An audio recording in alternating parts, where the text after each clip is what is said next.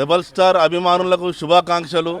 మొట్టమొదటి చిత్రం తెలుగులో మన ప్రభాస్కి అవార్డు రావడం అనేది చాలా ఆనందం. ఇది రాజమౌళి గారికి అందరి తరఫున, ఫ్యాన్స్ తరఫున బిగ్ థ్యాంక్స్ చెప్తున్నాం. ముందుగా ఈరోజు బాహుబలి టీం అందరికి కూడా శుభాకాంక్షలు.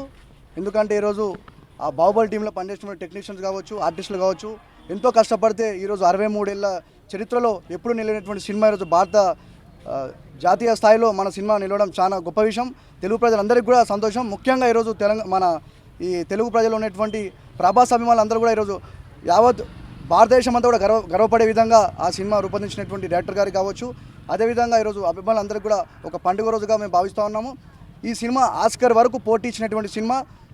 ఆ ఆస్కర్ వరకు పోయి కొన్ని విషయాల్లో జరగడానికి అంటే ఇంకా డ్రాబ్యాక్ అవ్వడానికి కారణం ఏంటంటే కంక్లూజన్ లేకపోవడం వల్ల అదొక పెద్ద అది.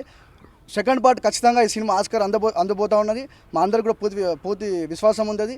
కాబట్టి ప్రభాసు మరి ఈ సినిమా నటించడము తెలుగు సినీ ఇండస్ట్రీ కాదు, యావత్ భారతదేశంలోనే మంచి సినిమాగా గుర్తించినది. కాబట్టి అందరికీ శుభాకాంక్షలు చెప్పుకుంటున్నాను.